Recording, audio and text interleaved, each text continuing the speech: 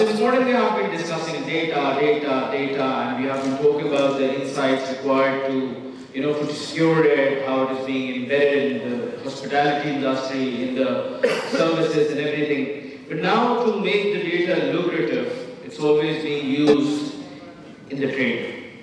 So we are very fortunate that we have Dr. Ehsan Khan, who is the CEO and co-founder of Inseyab, to please come on stage and share his insights on the trade things, how to utilize data, identify opportunities, and enable the trade decisions. A big round of applause for Dr. Ehsan Khan. Assalamu alaikum. When we started off Inseyab, almost 8 years back, people used to equate business intelligence and analytics with dashboards. And it's very fortunate that I'm in a session right now where the focus is data and so many insights are being discussed today. Before going into the actual content of the session, I would like to share a story with you. My family business was in distribution, and they were doing quite well.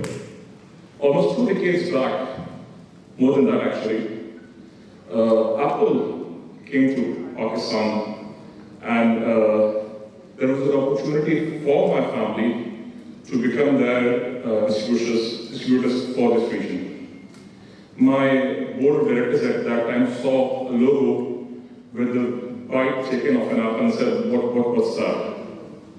And I'm sure at this point of time, they would actually be very sad about their decision. We didn't actually go for that.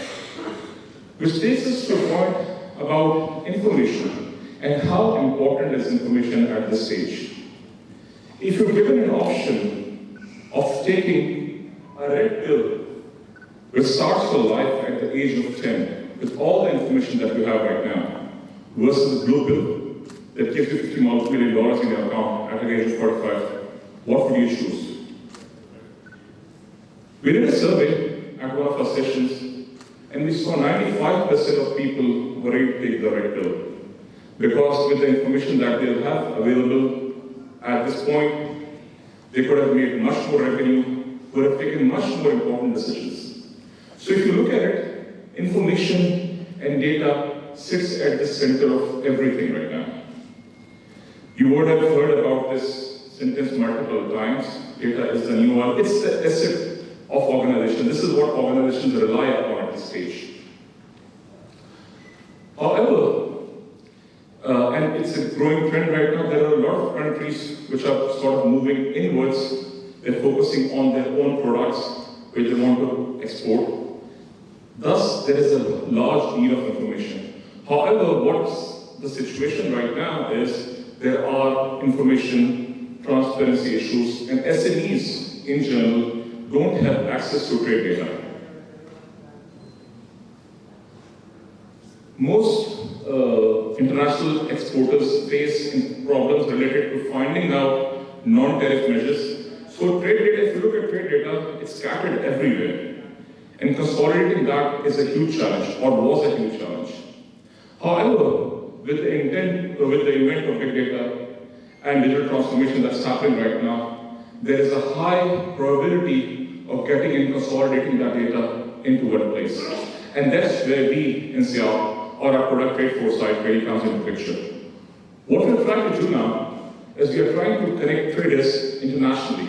We're bringing them together on one platform, and we're trying to make sure that we enable every SME in the world to take trade decisions informed based on the data that's available. This was available to data analysts, trade analysts, and the SME sector did not have this capability. I'll shortly show you, so imagine a trader sitting in Karachi who's exporting rice to Mongolia. And he realizes that, it's too small, in real time that there are some trade regulations that have changed. And based on that change, the trade that he was doing with Mongolia cannot happen any longer. So he has to move to something else. Imagine an issue with the rice crop happening in Thailand, and it opens up an export opportunity for Pakistani traders. There can be situations and there was a situation where RMRI reduced its milk production while ensuring that they were no longer exporting for a certain period of time. And there was an opportunity for international milk exporters that they could have used at that time. There was a situation where the trade ban happened between Pakistan and India, when India stopped importing our tomatoes. So, for Pakistan and for traders, they would have been able to find out the right market. That's what we're trying to achieve out of this whole product. I'm sorry, it was a brief about the Trade Foresight product. Please continue working on that. So Trade Foresight as a platform has 4 different components. What we've done is we've consolidated data from almost 20 different international trade sources. We brought the data into a single platform. The platform contains tariff and non-tariff measures, okay? And we have built a portal on top of that can be utilized by SMEs, by governments around the world to make sure that they can take informed trade decisions. So there is a portal on top of that. In addition to that, there is an executive suite of dashboards that the CAOs and CIOs and ministers and the government entities can utilize. If an organization has data analysts, they can analyze the trade data in one place. And lastly, you can come up with your own reports and dashboards. Now, I'll give you an example. A typical report that comes from International Trade Corporation for trade that has happened in the world contains data from December 2017. So it's a data that's almost 1.5 years old, on which you're going to take your decisions down.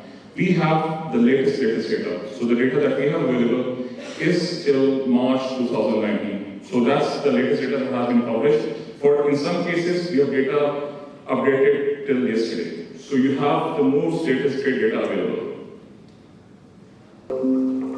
Your business has the potential to enter new international markets because you have an excellent product that you want to export to different countries. Or you found a product that is potentially your market and you want to import it. However, every time you try to do business internationally, you realize that you cannot do it with ease, as you lack information that is required to do business in your potential market, such as trade regulations and product information. Trade laws and data changes regularly, and there are times when you are in a situation where your export or import gets held at customs due to recent changes in trade agreements. There are also scenarios where a new trade agreement results in access to new markets, where your niche product can be exported, or a product from that market can be imported. What are we trying to achieve out of all this? We're trying to make sure that every SME is empowered to take their import and export decisions based on data. We're trying to ensure that governments, and this is a big issue with Pakistan right now. I mean, we're trying to focus on our exports. That's what we are trying to do. So this product enables our governments to make sure and identify the potential markets where they should be exporting their products to. Once again, entry to new markets.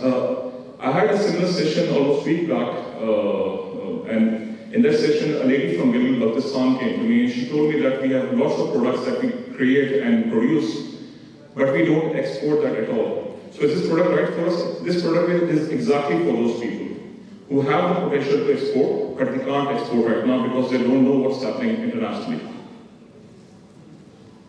And we're trying to enable SMEs and governments to improvise based on changing global context.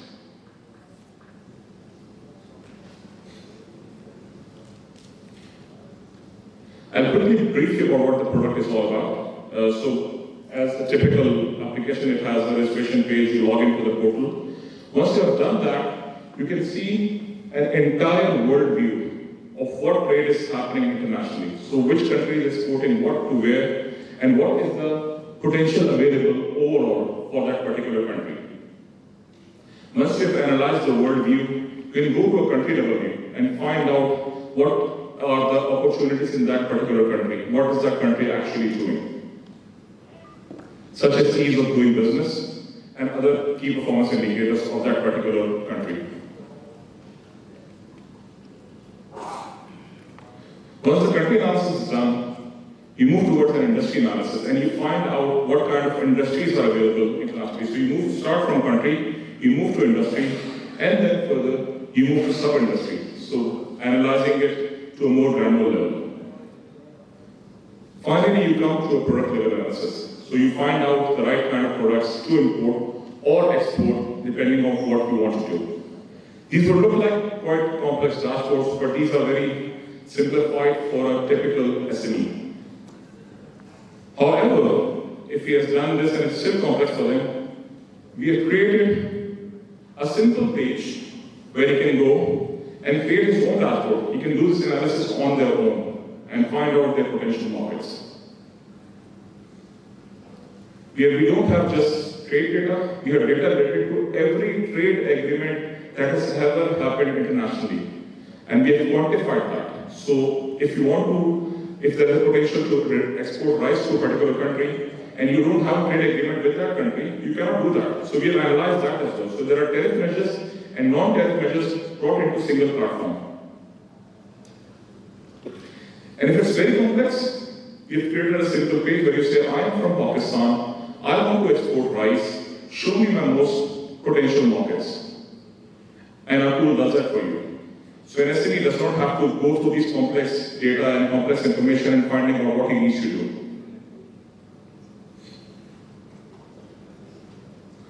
Once you've analyzed the country, market, products, everything is done, we take you to the actual supply level. So I say, okay, Mongolia is a potential country for me to export. These are the importers of rice in Mongolia. So you can do the entire value chain from here. So you complete the whole picture, and then you can go ahead and do the trade. So basically, what we are trying to achieve, I've tried to brief it again and again, but we have built in artificial, we have talked about a lot of artificial intelligence and big data and machine learning and all that. That's actually in play when you use our products. So we actually predict up to 95%, at 95% probability about what's going to happen in a particular market based on data, which is a huge uplift. We started with almost 72%. As the data grew, we have pushed that up to 95%. So an SME can actually utilize the product and see what can happen in future and utilize it for their decision making.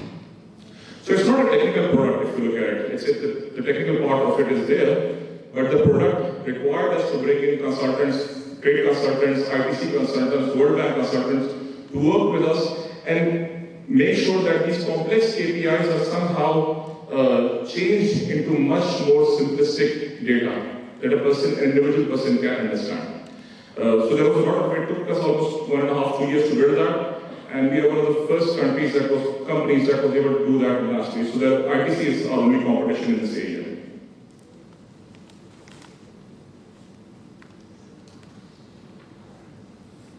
The users of this product are SMEs, trade consultants, governments, trade organizations, and people who want to create reports out of this.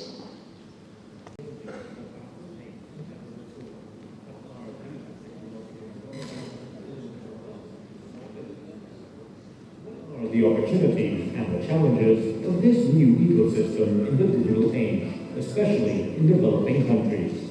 This year's SME Competitiveness Outlook is the International Trade Center's guidepost to navigating this changing landscape. The fourth industrial revolution is altering the way in which small and medium-sized enterprises compete, connect, and change. New technologies blur the traditional boundaries between the physical and digital worlds, and in the trade of goods and services. They have propelled the emergence of digital platforms, which seamlessly connect sellers and buyers, providing a range of services and reducing trade costs. But what if you lack the infrastructure to take advantage of this? With nearly 60% of the world's population still offline, many SMEs remain disconnected from opportunities. Governments, local institutions, and the private sector have a crucial role to play in closing the last mile. Emerging technologies require societies to anticipate and rapidly change skills to match the specific demands of each industry. So, effective education and training institutions are key to success and confidence in the future. Regulation is the other pillar of confidence. Regulation and standards provide a level playing field so that individuals and companies have the assurances they need to feel safe, trade safe, and invest securely. The SME Competitiveness Outlook lays out specific solutions for different types of institutions to help improve the services they provide to small businesses by valuing data and technology, by forging innovative partnerships, and by taking calculated risks while creating and maintaining trust. Technological change is altering the way of doing business. So the key question remains, data is coming, are you ready for that? Thank you very much.